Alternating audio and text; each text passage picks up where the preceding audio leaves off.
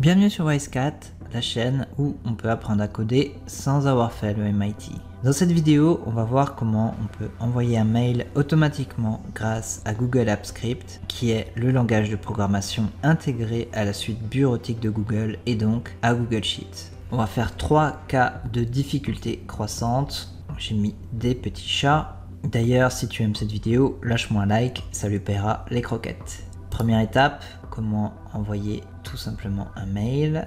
Deuxième étape, envoyer un mail à plusieurs destinataires. Et troisième étape, envoyer un mail différent à chacun des destinataires. Vous retrouverez ces fichiers ainsi que les bouts de code que nous allons réaliser ensemble dans la description de la vidéo. Ok, premier cas. On va tenter d'envoyer un email générique à une seule personne en utilisant AppScript. On a un seul onglet qui s'appelle feuille 1, une seule adresse email qui se trouve en A2. L'objet de l'email est dans la cellule B2 et le message est dans la cellule C2.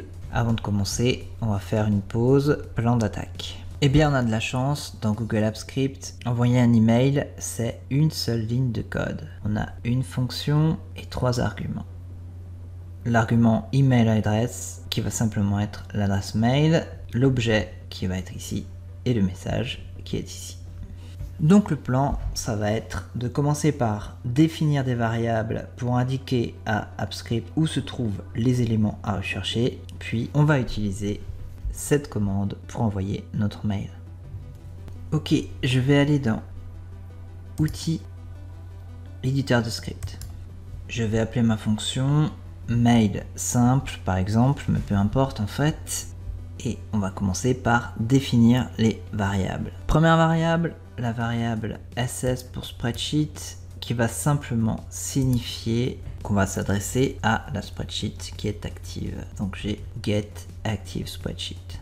Deuxième variable, la variable sheet1 qui va signifier à Google Apps Script qu'on souhaite réaliser notre script sur la spreadsheet active au niveau de l'onglet feuille 1. J'ai get sheet by name feuille 1. Troisième variable, email adresse, on va simplement rechercher l'adresse mail qui se trouve au niveau de ma variable sheet 1 dans la cellule, donc j'ai get range qui est placée à la deuxième ligne, première colonne. Si je retourne dans Google Sheet, deuxième ligne, première colonne, c'est bien ici que se trouve mon adresse email à rechercher. Quatrième variable, la variable subject, on va rechercher l'objet de notre mail qui se trouve à nouveau dans ma feuille 1, mais cette fois à la deuxième ligne, deuxième colonne. Si je retourne dans Google Sheet, c'est ici. Cinquième variable, le message de mon mail qui se trouve toujours dans la feuille 1, mais cette fois au niveau de la troisième colonne, donc ici. On en a fini avec les variables et on va passer à la deuxième partie du code, l'envoi du mail. Comme on l'a vu précédemment, je vais utiliser mailapp.sendMail. Je vais vouloir envoyer un mail. La fonction a 3 arguments. Premier argument, l'adresse du mail. Donc dans notre cas, ça va être email adresse. Une virgule. Deuxième argument, l'objet du mail. Dans notre cas, ça va être la variable subject. Virgule. Dernier argument, le corps du mail ou le message envoyé. Dans notre cas, ça va être la variable message. J'ai tous mes arguments et a priori, mon code est complet. Je vais l'enregistrer et on va voir si ça marche. Je vais l'exécuter. Je vais l'autoriser. Je vais sélectionner mon compte. Je vais vivre dangereusement et je vais aller dans paramètres avancés et je vais accéder à mon projet. Et enfin, autoriser. Mon code a été exécuté. Je vais aller voir ce qui se passe dans ma boîte mail et j'ai bien reçu mon mail. Deuxième cas, un petit peu plus difficile cette fois, envoyer un mail à plusieurs destinataires. Dans l'onglet email, on a un email générique à envoyer avec comme objet dans la cellule A2 hello et comme message dans la cellule B2 ça va. Dans l'onglet destinataire, on a une liste d'emails. Bon, en fait, j'ai que 2 adresses mail, donc j'ai simplement cette liste et on pourra vérifier si notre code marche ou pas. Pause plan d'attaque. Dans l'onglet destinataire, il va falloir qu'on fasse une boucle pour récupérer chacune des adresses. Une fois qu'on aura récupéré toutes ces adresses, on va pouvoir envoyer notre mail à chacun des destinataires. Cependant, avant de créer cette boucle, il va falloir qu'on trouve la dernière ligne afin d'arrêter notre boucle. Notre boucle va commencer là et se finir ici.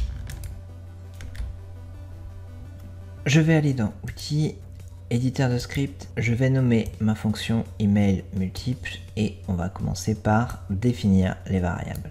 Comme précédemment, ma première variable s'appelle ss comme spreadsheet et on va simplement s'adresser à la spreadsheet active.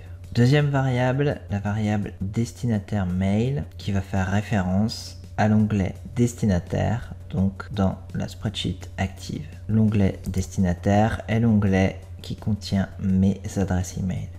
Troisième variable, ma variable text mail. Alors c'est la même idée, sauf que ça va être pour l'onglet email. Donc la variable text mail va faire référence à l'onglet email dans la spreadsheet active, c'est-à-dire l'onglet où j'ai l'objet et le message de mon mail. Quatrième variable, la variable subject qui va faire référence à la valeur, donc j'ai getValue, de la cellule getRange située à la deuxième ligne, première colonne au niveau de ma variable text mail qui fait référence à l'onglet email. C'est-à-dire que si je vais dans ma spreadsheet, onglet email, cellule située à la deuxième ligne, première colonne, c'est l'objet de mon mail. Cinquième variable, même idée, on va rechercher la valeur, donc getValue, de la cellule située deuxième ligne, deuxième colonne, dans la variable text mail, donc qui fait référence à mon onglet email. Si je vais dans ma sheet, au niveau de l'onglet email, la cellule située deuxième ligne, deuxième colonne, c'est donc le message de mon mail. Et maintenant, les choses sérieuses vont commencer. On va devoir faire une boucle pour retrouver chacune de nos adresses mail, mais avant ça, il va falloir retrouver la dernière ligne dans notre liste de mails afin de savoir où la boucle va s'arrêter. Je vais appeler cette variable, par exemple, dernière ligne, et ça va être, on va simplement s'adresser à la variable destinataire mail, donc qui fait référence à l'onglet destinataire, et on va utiliser getLastRow pour retrouver la dernière ligne. Attention, il ne faut pas oublier une parenthèse ouvrante et fermante et un point virgule pour finir notre instruction. On va rechercher la dernière ligne. Normalement, ça devrait être 5. Avant de commencer notre boucle, je vous propose déjà de voir si notre variable dernière ligne retrouve bien la dernière ligne dans notre onglet destinataire. Pour ça, je vais utiliser logger.log et je vais y placer ma variable dernière ligne. Je vais enregistrer mon code et je vais l'exécuter. J'ai bien ici un 5 qui apparaît. Si je vais dans l'onglet destinataire, la dernière ligne est bien la 5e ligne. Ça a l'air de marcher. Je vais retourner dans mon éditeur de projet, je vais fermer le journal d'exécution et je vais supprimer ce test. Je ne vais pas en avoir besoin par la suite. J'espère que vous êtes chaud parce que les choses sérieuses vont commencer. On attaque le plus difficile, la boucle. Donc comme on l'a vu précédemment, on va créer une boucle qui va d'abord récupérer chacune des adresses mail, puis envoyer un mail à chaque destinataire tant qu'il y a un destinataire dans la colonne. Une boucle est composé de 2 éléments, un compteur et une instruction. On va commencer par le compteur. Je vais saisir l'instruction for. Je vais définir une variable que je vais appeler i. Dans les boucles, on les appelle souvent i et je vais la paramétrer à 2. Alors pourquoi 2? Je retourne dans ma sheet, je vois que les adresses mail commencent à la 2e ligne. Donc mon compteur va commencer à 2. Et jusqu'où est-ce qu'il va aller? Point virgule. Le point d'arrêt sera i inférieur à ma variable dernière ligne plus 1. Ça veut dire qu'on va commencer à 2, 3, 4, 5 qui va être la valeur de ma variable dernière ligne, plus 1 tout simplement pour prendre en compte cette 5e ligne. Point virgule, je vais définir le pas dans Google Apps Script. Si j'écris i plus, on va avoir un pas de 1, c'est-à-dire qu'à chaque itération de la boucle, on va augmenter i d'une unité. Je ferme la parenthèse et j'ouvre une apostrophe pour commencer mon instruction dans ma boucle. Ensuite, au niveau de l'instruction, ce qu'on veut rechercher, ce sont les adresses mail. Je vais définir une variable que je vais appeler email adresse par exemple, et cette variable va faire référence à la variable destinataire mail, c'est-à-dire à mon onglet destinataire. Je vais utiliser getRange pour rechercher une cellule particulière et cette cellule sera placée à la ligne qui va faire référence à la variable i, virgule, colonne 1. Et enfin, pour retrouver les données de cette cellule, je vais utiliser getValue. Ok, donc qu'est-ce qui va se passer? Je vais faire référence à mon onglet destinataire et je vais rechercher la valeur qui est placée dans la cellule qui est toujours colonne 1, mais au niveau des lignes, je vais avoir ma variable i qui est en fait mon compteur. Première itération de ma boucle, ma variable i a la valeur 2.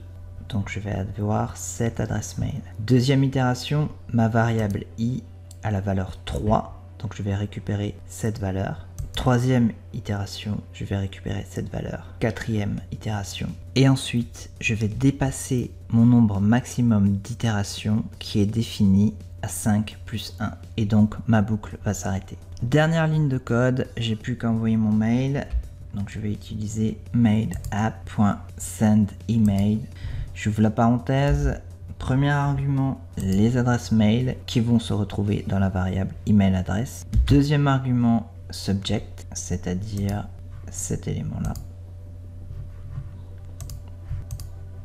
Troisième argument, la variable message, qui est donc cet élément-là. Un point virgule pour finir l'instruction. J'ai une accolade fermante pour finir l'instruction de ma boucle, mais il va encore me falloir une autre accolade pour finir ma fonction. Je vais enregistrer mon code et on va voir si ça marche. Je vais l'exécuter. Ok, le code a été exécuté et en théorie, si je vais dans destinataire, je devrais avoir 2 mails sur l'adresse Black Eyed Cat et 2 mails sur l'adresse Ophélie de la Renardière. On va voir le résultat. J'ai bien mes 2 mails sur cette adresse et 2 mails sur cette adresse. Ok, la suite, avant de commencer, et si vous êtes toujours là, je voulais vous féliciter, vous commencez à être des utilisateurs avertis de Google Apps Script. Mais maintenant, il est temps de passer en mode hardcore. Perso, je vais me prendre un café et on démarre. Dans ce dernier cas, on va envoyer un mail différent à chacun des destinataires. On va imaginer qu'on est un cat-sitter et on s'occupe aussi de la gestion du stock de nourriture des chats. Cette fois, au lieu d'utiliser le même email, on va utiliser un modèle d'email standard, puis on va le personnaliser en fonction du destinataire. On a 2 onglets, l'onglet commande qui contient le nom du chat, l'adresse email du propriétaire et la nourriture à commander. On a aussi l'onglet message avec l'objet du mail et le texte du mail. Dans la colonne texte du mail, il y a 2 mots-clés, nom et nourriture. Ces mots-clés vont varier en fonction des mails à envoyer. Et on peut s'apercevoir qu'ils ont la particularité d'avoir un signe inférieur et supérieur pour les différencier du reste du texte. Je pense qu'il est temps de faire une pause, plan d'attaque. Comme précédemment, nous allons créer une boucle, mais cette fois, dans l'onglet commande, nous allons devoir rechercher ligne par ligne 3 éléments. Les différents noms, les différents emails et les différents types de nourriture à commander. Puis, dans l'onglet message, au niveau du texte du mail à envoyer, pour chaque envoi, il faudra remplacer les mots-clés par les valeurs correspondantes pour chacun des mails. ces valeurs correspondantes se retrouvent dans l'onglet commande au niveau des noms et de la nourriture. Ok, c'est parti. Je vais aller dans outils, éditeur de script. Je vais appeler ma fonction send email par exemple, mais peu importe. On va commencer par le plus simple, définir les variables. Première variable, c'est la même que d'habitude, la variable SS pour simplement spécifier qu'on va s'adresser à la spreadsheet active. Deuxième variable, list commande, qui va faire référence à l'onglet commande, donc j'ai getSheet by name de la spreadsheet active, c'est-à-dire cet onglet avec la nourriture à commander, les emails et le nom des chats. Troisième variable que je vais appeler textMail, qui va faire référence à l'onglet message, donc c'est l'onglet qui va contenir l'objet du mail et le texte du mail. Quatrième variable, la variable subject, on va rechercher la valeur de la cellule située deuxième ligne, première colonne au niveau de la variable textMail, donc qui fait référence à l'onglet message. Alors en clair, subject, ça va simplement être dans mon onglet message, la cellule située deuxième ligne, première colonne, l'objet de mon mail. L'objet de mon mail va être identique pour chacun des mails que je vais envoyer de toute manière. Les choses compliquées vont commencer. Comme dans le cas numéro 2, il va falloir retrouver la dernière ligne au niveau des commandes. La boucle va commencer ici, mais il va aussi falloir lui indiquer où est-ce qu'elle doit s'arrêter. Ma dernière ligne est ici. Je vais créer une nouvelle variable que je vais simplement appeler n et qui va être chargée de retrouver la dernière ligne dans mon onglet commande. Je vais utiliser la variable list commande, donc qui fait référence à mon onglet commande, et je vais utiliser get last row. Je n'oublie pas une parenthèse ouvrante et fermante, et enfin un point virgule pour finir l'instruction. Ok, maintenant le level hardcore commence. Je vais encore prendre un petit café. La boucle. Comme on l'a vu précédemment, une boucle est composée de deux éléments, un compteur et une instruction. On va commencer par le compteur. Je vais utiliser l'instruction for. Je vais créer une variable que je vais appeler i, et donc qui va être mon compteur, et i pour le moment à la première itération est égal à 2. Pourquoi? Si je vais dans ma sheet, ce qu'on va rechercher, c'est-à-dire le nom, l'email et la nourriture, commence à la deuxième ligne, point virgule. On commence à la deuxième ligne et jusqu'où va aller i, c'est-à-dire mon compteur? Il va aller jusqu'à la valeur inférieure à n, c'est-à-dire ma dernière ligne, et on va mettre plus 1 pour prendre en compte cette dernière ligne. 1, point virgule. Je vais indiquer à Google Apps Script quel est le pas pour cette boucle. Le pas va être de 1, donc je vais écrire i plus plus, c'est-à-dire qu'à chaque itération de la boucle, i va augmenter d'une unité. J'ouvre une apostrophe, j'appuie sur entrée et on va venir saisir l'instruction de cette boucle.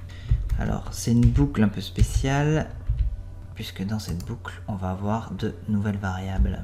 À chaque itération de la boucle, on va devoir stocker dans des variables le nom, donc qui va changer à chaque itération, l'email et la nourriture.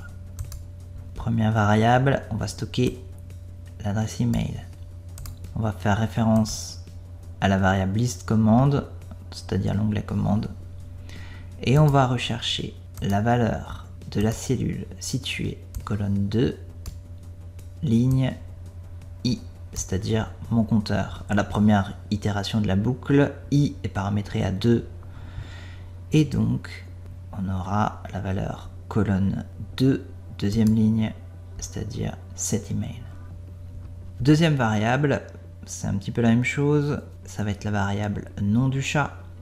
À nouveau, j'utilise la variable list commande qui fait référence à l'onglet commande et je veux la valeur située dans la cellule située première colonne et au niveau des lignes, la variable i qui est mon compteur. Première itération de la boucle, i est paramétré à 2 et donc je vais avoir première colonne, deuxième ligne, le nom du chat Bob.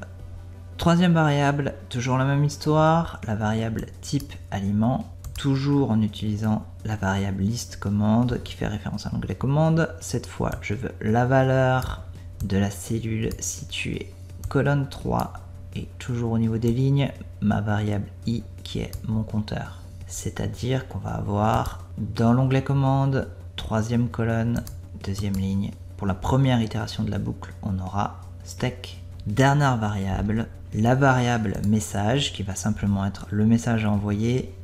Je vais utiliser la variable textMail qui fait référence à l'onglet message et je veux la valeur située dans la cellule ligne 2 colonne 2. Si je vais dans ma sheet, je vais dans l'onglet message, ligne 2 colonne 2, voilà mon message. Ici j'ai repêché tous les éléments de mon mail, mais maintenant j'ai toujours un problème, c'est que dans mon message, je vais devoir remplacer mes mots-clés par les noms et la nourriture.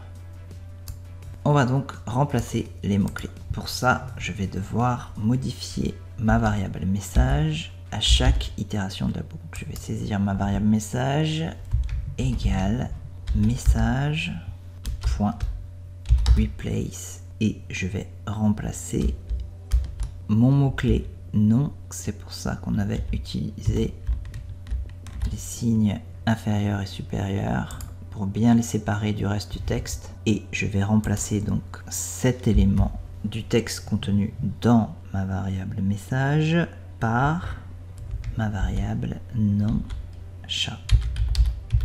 Je vais rajouter un point puisqu'il faut encore que je remplace la nourriture pour chacun de mes messages. Donc à nouveau replace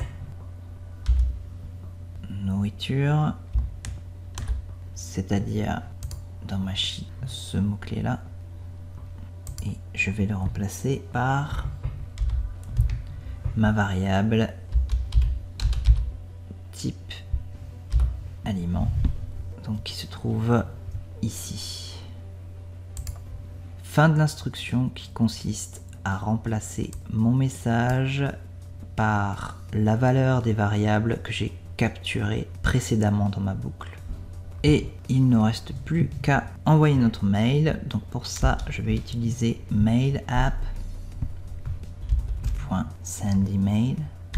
Premier argument, ça va être ma variable email adresse, virgule. Deuxième argument, subject. Donc c'est une variable que j'avais appelée subject d'ailleurs. Donc c'est l'objet de mon mail.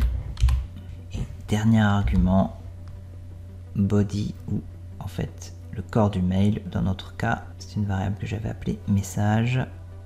Point virgule. Pour terminer l'instruction, j'ai déjà une apostrophe pour fermer ma boucle et une deuxième apostrophe pour fermer ma fonction. Je vais enregistrer ça et on va voir si ça marche. Je vais exécuter mon code. Mon code a été exécuté et maintenant je vais aller voir ce qu'il se passe dans ma boîte mail. En théorie, je devrais recevoir 3 mails, 2 mails dans la boîte Black Eyed et un mail dans la boîte Ophélie de la Renardière. Le premier mail devrait me dire que mon chat Bob n'a plus de steak et que j'en ai commandé. Le deuxième, que mon chat Elena n'a plus de légumes et j'en ai commandé. Et le troisième mail, que mon chat Skunk n'a plus de Los Polos et que j'en ai commandé. On va voir ce que ça donne. Sur cette adresse mail, je viens de recevoir 2 mails. Ton chat Bob n'a presque plus de steak. J'en ai commandé, cordialement bisous. Ton chat Skunk n'a presque plus de Los Polos. J'en ai commandé, cordialement bisous. Je vais aller voir dans mon autre adresse mail. Je viens de voir que je me suis envoyé un mail à moi-même. Commande pour chat. Ton chat Elena n'a presque plus de légumes. Ça a l'air de marcher. C'est tout pour cette vidéo. Dites-moi dans les commentaires si je suis allé trop vite ou si c'était trop facile. Et aussi si ce thème vous intéresse. Si vous avez des suggestions de thèmes sur Excel, sur Google Sheet ou sur Power BI, n'hésitez pas aussi à me laisser un commentaire. Et d'ici là, n'oubliez pas que je suis Spreadsheetman.